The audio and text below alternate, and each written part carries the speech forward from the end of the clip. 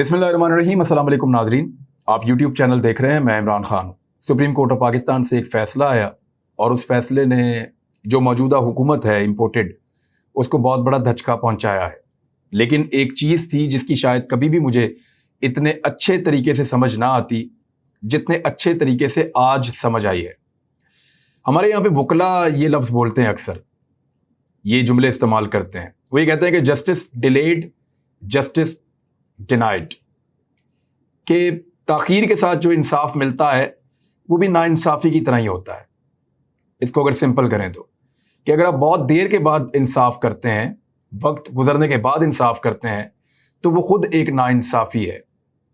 Supreme court of Pakistan ने जो सदारती reference था उसके हवाले से फैसला दिया है। पहले ज़रा फैसला थोड़ा आपको मैं बता दूं, फिर आपको बताता हूं कि कहाँ क्या ज्यादती हो गई है, क्योंकि अब तो फैसला हो गया तो फैसले के ऊपर हम लोग बातचीत कर सकते हैं और उसके ऊपर अब कोई ममानियत नहीं है।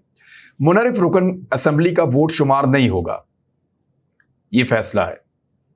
और इसमें यह है कि सुप्रीम कोर्ट ने आर्टिकल 63A की तशरीह से मुतालिक सदारती रेफरेंस पे फैसले में कहा है कि मुनहरिफ रुकन असेंबली का वोट पार्टी पॉलिसी के खिलाफ अगर दिया गया तो वोट शुमार नहीं होगा, जबकि जो ताहयात नाअहली या नाअहली वाला या उसकी मियाद वाला जो मामला है कि कितने अरसे के लिए ये बंदा नाअहल हो जाएगा, उसका तायुन पार्लिमान करे, इस मामले को उन्होंने एड्रेस नहीं किया। ये वापस भिजवा दिया उन्होंने सदर पाकिस्तान को, ये वाला मामला। लेकिन ये कहा कि उसका वोट जो है वो काउंट नहीं होगा। सदर ने जो बड़े बड़े सवालात उठाए थे, एक तो ये उठाया था कि कैसे रोकेंगे इस हॉर्स ट्रेडिंग को, ये जो खरीदो फरोख्त होती है बंदर बांट, इसको कैसे रोकेंगे। इसका जवाब नहीं आया सुप्रीम कोर्ट ऑफ पाकिस्तान से। जो नाअहल होगा वो कितनी मुद्दत के लिए नाअहल होगा, इसका जवाब नहीं आया सुप्रीम कोर्ट ऑफ पाकिस्तान से। जो नाअहल होगा क्या वो ताहयात नाअहल होगा, इसके बारे में भी सुप्रीम कोर्ट ऑफ पाकिस्तान ने नहीं बताया। तो ये बड़े अहम सवालात थे, इनका जवाब नहीं आया।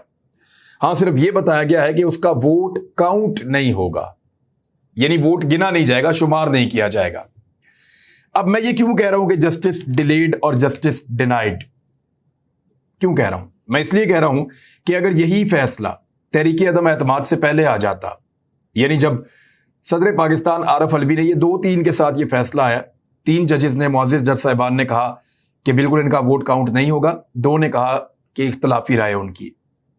अब मामला यह है कि अगर ये फैसला आ जाता तहरीक अदम एतमाद पर वोटिंग से पहले, तो आज पाकिस्तान में वजीर आजम इमरान खान साहब होते और वजीर आला उस्मान बुज़दार होते। मैं आपको फिर बता रहा हूं कि अगर ये फैसला पहले आ जाता तहरीक अदम एतमाद पेश करने से, तो वजीर आजम इमरान खान और वजीर आला उस्मान बुज़दार होते। कैसे, मैं आपको बताता हूं। जब आसिफ अली जरदारी साहब ने सबसे पहले तोड़ने की कोशिश की तो मुनहरिफ अराकीन को तोड़ा, उनके ऊपर पैसा खर्च किया, लालच दिया, टिकटों के लालच दिए, मुख्तलिफ लालच दिए, और नूर आलम खान और राजा रियाज से शुरू होने वाली कहानी में 20 किरदार उन्होंने शामिल कर दिए। ये जो 20 किरदार शामिल हुए, इसके बाद सदारती रेफरेंस आया। सदारती रेफरेंस पे फैसला नहीं आ रहा था। जब एमक्यूएम के साथ बात करने के लिए पाकिस्तान तहरीक इंसाफ का वफद पहुंचा आखिरी मुलाकात में, तो उन्होंने एमक्यूएम को यह कहा कि आपको जो चाहिए वो हम आपको देते हैं। इमरान इस्माइल ने यह भी कहा कि अगर मेरी गवर्नरशिप आपको चाहिए तो मैं गवर्नर के ओहदे से इस्तीफा देता हूं और एमक्यूएम अपना गवर्नर किसी अच्छे बंदे को बना ले, लेकिन आप इमरान खान का इस वक्त साथ ना छोड़ें, पाकिस्तान के साथ बड़ा जुल्म हो जाएगा। लेकिन एमक्यूएम ने जवाब यह दिया कि हम तो आपके साथ चलने के लिए तैयार हैं और हम आपके साथ चल भी सकते थे, आप गवर्नर रहें फिर भी चल सकते थे, लेकिन आसिफ अली जरदारी ने हमें 17 ऐसे लोगों से मिलवाया है जो मुनहरिफ अराकीन है और उनका ताल्लुक पाकिस्तान तहरीक इंसाफ से है। वो लोग जब आपके खिलाफ वोट डालेंगे, और उन्होंने हमें यकीन दिलाया कि वो आप ही के खिलाफ वोट डालेंगे, तो आपकी हुकूमत नहीं बच सकेगी, क्योंकि सुप्रीम कोर्ट का फैसला भी आपके हक में नहीं आ रहा, ये मामला लटका हुआ है। तो बज़ाहिर ये दिखाई देता है कि आपकी हुकूमत जा रही है, तो हम आपका साथ देकर आपकी हुकूमत नहीं बचा सकते, लिहाजा हमें उस तरफ जाने दें, क्योंकि आपकी हुकूमत तो गिर ही रही है, तो हम वहां जाके हुकूमत का हिस्सा बन जाते हैं। यही बात बलूचिस्तान अवामी पार्टी ने कही और यही बात काफ लीग के 2 लोग भी इसी बात के साथ उस तरफ चले गए।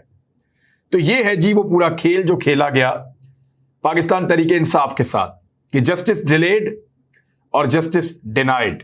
अगर सुप्रीम कोर्ट का यह फैसला वक्त पर आता तो आज पाकिस्तान में ना शहबाज शरीफ इंपोर्टेड हुकूमत का वजीर आजम होता और ना हमजा शहबाज इंपोर्टेड हुकूमत का वजीर आला पंजाब होता। पंजाब के अंदर सूरत हाल बड़ी मजेदार बन गई है क्योंकि वहां पे तो इत्तेहादी टूट गए थे ना मुनहरिफ अराकीन की वजह से। यहां पंजाब में क्या हुआ कि पंजाब में हमजा शहबाज वजीर आला बने ही मुनहरिफ अराकीन की वजह से थे क्योंकि इत्तेहादियों को मिला के भी उनके वोट पूरे नहीं हो रहे थे। 186 वोट दरकार होते हैं पंजाब में। नून लीग के पास अपने टोटल वोट हैं 165, जिनमें से 5 लोग उनके नाराज हैं, बाकी बचे 160। पीपल्स पार्टी के 7 हैं, 167 हो गए। आजाद उम्मीदवारों को मिलाकर ये टोटल बन जाते हैं लगभग 172 अराकीन और 25 मुनहरिफ अराकीन को जब इनमें डाला जाता है तो 197 की तादाद पूरी हो जाती है। तो 197 वोट हमजा शहबाज साहब ने लिए हैं। अगर इन 25 लोगों को निकाल दिया जाए तो बाकी बचते हैं 172। 172 के साथ हमजा शहबाज कभी भी पंजाब के वजीर आला नहीं बन सकते क्योंकि इसमें 14 वोट कम है। तो हमजा शहबाज साहब पंजाब के वजीर आला कानूनी और आईनी नुक्ता नजर से अब नहीं है। हलफ बेशक उन्होंने ले लिया है, लेकिन क्योंकि इनको वोट डाले मुनहरिफ अराकीन ने तो उनके वोट सुप्रीम कोर्ट के फैसले के मुताबिक क्योंकि उनके वोट गिने नहीं जाएंगे तो हमजा शहबाज के पास 186 नहीं है, लिहाजा वो पंजाब का वजीर आला नहीं बन सकता और ना वो एतमाद का वोट जो उन्होंने लिया वो उनका तस्लीम किया जाएगा। अब ये जो फैसला था इसका एक बड़ा इंपॉर्टेंट पहलू ये था कि कितने अरसे के लिए ये लोग नाअहल होंगे। तो सुप्रीम कोर्ट ने सिंपली किया ये है, फैसले के ऊपर आप बात कर सकते हैं नुक्ताचीनी और उसके ऊपर अपनी राय आप दे सकते हैं। सुप्रीम कोर्ट ने यह तो कहा कि यह एक गलत काम है और इस गलत काम को कानूनी तस्लीम नहीं किया जाएगा।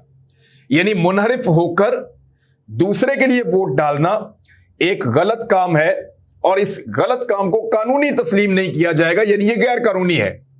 लेकिन इस गैर कानूनी और गलत काम की सजा कोई नहीं है, उसका तायुन नहीं कर सके। सिर्फ डी सीट होगा और यह तायुन नहीं किया कि उसके साथ उसका नतीजा क्या निकलना चाहिए। क्या उसको ताहयात नाअहल होना चाहिए या उसको एक लंबे अरसे के लिए या एक मुद्दत के लिए कम से कम 5 साल के लिए उसको डिस्क्वालीफाई होना चाहिए। क्योंकि ये तो खयानत है कि आपने जाके दूसरी तरफ वोट डाल दिया और जब आप खयानत करते हैं तो फिर आप इलेक्शन लड़ने के काबिल या उसके अहल नहीं रहते। इसी तरह किया ना बाकी सबको भी नाअहल। तो सुप्रीम कोर्ट ने ये वाला पोर्शन छोड़ दिया, यानी जो बड़े लोग हैं, जो ताकतवर लोग हैं, उसके बाद उनके गिरेबान पकड़े जाने थे कि खयानत करने वाले तो उधर हैं, खरीदने वाले भी तो मौजूद हैं, उनके खिलाफ भी फिर केसेस बनेंगे। तो उनको बचा लिया गया है या वो बच गए हैं इस फैसले की वजह से। और जिन लोगों ने मिसाल के तौर पे 25 करोड़ रुपया एक आदमी ने ले लिया और उसने इमरान खान के खिलाफ वोट डाल दिया जाके या उस्मान बुज़दार के खिलाफ वोट डाल दिया, अब वो सिर्फ डी सीट होगा और 5 करोड़ में अगला इलेक्शन लड़ेगा, 20 करोड़ रुपया जेब में डालेगा और वापस आके दूसरी पार्टी से टिकट लेके जीत के आके फिर बैठ जाएगा। तो आपने कौम को क्या पैगाम दिया कि जो लोग पैसा ले रहे हैं वो उसी पैसे में से खर्च करके दूसरी पार्टी का टिकट लेकर वापस आके आप एमपी एमएनए बनकर बैठ जाएं?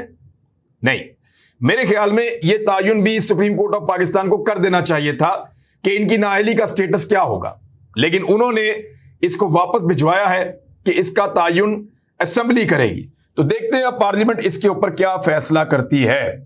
इमरान खान साहब लोग जो है वो भी मुशावरत कर रहे हैं, जबकि हमजा शहबाज ने अपनी एक प्रेस कॉन्फ्रेंस जो है उसको कैंसिल कर दिया है और प्रेस कॉन्फ्रेंस कैंसिल करने के बाद हमजा शहबाज ने अपनी लीगल टीम को बुला लिया है मुशावरत के लिए। पीएमएलएन के सोर्सेज ये कह रहे हैं क्योंकि ये पहले हो चुका है हमजा शहबाज का वोट और सुप्रीम कोर्ट का फैसला बाद में आया, लिहाजा हमजा शहबाज की वोटिंग के ऊपर यह फैसला असरअंदाज नहीं होगा। तो मैं सिर्फ इतना याद दिला दूं कि हमजा शहबाज साहब की जो वोटिंग है उसके होने से पहले हाई कोर्ट में जा चुके थे पाकिस्तान तरीके इंसाफ के लोग और इलेक्शन कमीशन में भी जा चुके थे। तो इस मामले को ऑलरेडी सुना जा रहा है और इसी मामले के ऊपर एक फैसला आया सुप्रीम कोर्ट का जिसकी बुनियाद के ऊपर मुनहरिफ अराकीन ना सिर्फ फारिग होंगे डी सीट होंगे, बल्कि उनका वोट जब काउंट नहीं होगा तो हमजा शहबाज के 186 पूरे नहीं होते। तो इस सूरत में हमजा शहबाज पाकिस्तान के पंजाब के कानूनी वजीर आला नहीं रहेंगे। अब एक और चीज आ जाएगी, कुछ लोग ये कह रहे हैं, आई एम नॉट श्योर, लेकिन मेरी कुछ आईनी माहिरीन से बात हुई, वो ये भी कह रहे हैं कि अब सिंपल मेजॉरिटी जो इन दोनों में से ज्यादा ले जाएगा वो जीत जाएगा, क्योंकि इलेक्शन कमीशन अगर इन 25 लोगों को डी सीट कर देता है तो ऐवान छोटा हो जाएगा। पाकिस्तान तहरीक इंसाफ के 25 लोग निकलने से उनके पास 158 लोग रह जाएंगे 183 के बजाय। काफ लीग के पास 10 हैं, तो इस तरह 168 उनके पास होंगे। और अगर बाकी सारे के सारे आप नून लीग को दे दें तो नून लीग के भी लगभग 10 के करीब लोग भागे हुए हैं और वो नून लीग के लिए नहीं आएंगे। तो जब वो नहीं आएंगे तो वो भी डी सीट हो जाएंगे। तो इस तरह नून लीग भी अगर कोशिश करे तो 168 तक नहीं पहुंच सकती। या तो वजीर आला पंजाब बनेंगे परवेज इलाही, तो या फिर पंजाब का वजीर आला कोई भी नहीं होगा। ये असेंबलियां तहलील हो जाएंगी और दोबारा पाकिस्तान में इंतखाबात होंगे। शहबाज शरीफ ने फौरी तौर पे मीटिंग बुलाई है इत्तेहादियों की, क्योंकि वहां पे काफ लीग के 2 लोगों ने शहबाज शरीफ को वोट डाला हुआ है। और अगर काफ लीग ये कहती है कि हमारे ये मुनरिफ लोग हैं तो उनका वोट भी काउंट नहीं होगा, और जब उनका वोट काउंट नहीं होगा तो शहबाज शरीफ की हुकूमत सिर्फ 2 वोटों पे खड़ी है। 173 लोग उनके पास मौजूद हैं, एक का इंतकाल हो चुका है इसलिए 173 हैं, 2 निकल जाए तो 171 रह जाते हैं। अब काम बड़े इंपॉर्टेंट है जो करने हैं वफाकी हुकूमत को। नंबर 1, नैब के पर काटने। कैसे काटेंगे? 173 लोगों के साथ कैसे काटेंगे? यानी ये जो मुनरिफ अराकीन है इन्हीं के वोट साथ लगाएंगे ना, और ये वहां वोट डाल सकते हैं। याद रखें, बजट में नहीं डाल सकते, वहां डाल सकते हैं। 3 चीजों में वोट नहीं कर सकते, अदम एतमाद में, एतमाद के वोट में, और मनी बिल में बजट के मौके के ऊपर। इन 3 चीजों के ऊपर वोट नहीं कर सकता मुनरिफ रुकन।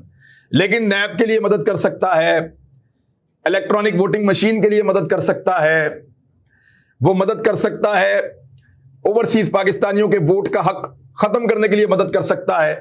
तो जानबूझकर नूर आलम खान से इसलिए करवाया गया था ताकि ओवरसीज पाकिस्तानियों के वोट का हक खत्म किया जा सके। वो जो लोग बहुत तारीफें करते थे मौजूदा हुकूमत की, अब मौजूदा हुकूमत जान छुड़ा रही है और वो लोग इस हुकूमत से जान छुड़ा रहे हैं। मरियम नवाज का एक ट्वीट आपको पढ़ के सुनाता हूं, फिर बताता हूं एक्चुअली गेम क्या चल रही है। फैसला करना मुश्किल नहीं है, फैसला अभी इसी वक्त हो सकता है, मगर ये जानते हुए भी कि इमरान खान मुल्क की मईशत को वेंटिलेटर पर फेंक गया है, मुल्क को तबाह कर गया है, और पेट्रोल और डीजल की कीमत बढ़ाए बगैर मईशत दम तोड़ जाएगी। नवाज शरीफ और शहबाज शरीफ आवाम की तकलीफ के बारे में फिक्रमंद हैं। एक तो जब ये पेट्रोल इस कीमत पे पहुंचा था तो मरियम नवाज के ट्वीट निकाल के देखें, उन्होंने कहा था कि क्यों इमरान नियाज़ी तुमने पाकिस्तान का बेड़ा गर्क कर दिया, तुमने गरीब आदमी को कुचल के रख दिया, और तुमने क्यों पेट्रोल की कीमत बढ़ाई है। उस वक्त ये बढ़ने पे तनकीद कर रहे थे, अब ये ना बढ़ने पे तनकीद कर रहे हैं। हालत आप इनकी देखेंगे कितनी पतली है। और अगर तो आप इन मसाइल को हल नहीं कर सकते थे तो हुकूमत में आते ही ना। इमरान खान ने तो असेंबलियां डिसॉल्व कर दी थी, वो तो आप सबको लेकर इलेक्शन में जा रहा था, तो आप सारे चुप करके इलेक्शन में चले जाते। हुकूमत आपने फिर क्यों बनाई अगर आप अवामी मसाइल को हल नहीं कर सकते थे। अवाम इस बात को याद रखे और इस बात को समझ जाए कि ये आपका आटा सस्ता करने नहीं आए, ये आपका पेट्रोल सस्ता करने और डॉलर की कीमत कम करने नहीं आए, ये आपके लिए महंगाई कम करके आपकी हालत को बेहतर करने के लिए नहीं आए। ये सिर्फ और सिर्फ इसलिए आए हैं कि नैब के पर काटें और अगले इलेक्शन के लिए इलेक्टोरल रिफॉर्म्स इस तरीके से करें कि इलेक्ट्रॉनिक वोटिंग मशीन भी खत्म हो जाए और ओवरसीज पाकिस्तानियों को वोट का जो हक है इमरान खान साहब ने दिया वो भी वापस ले लिया जाए।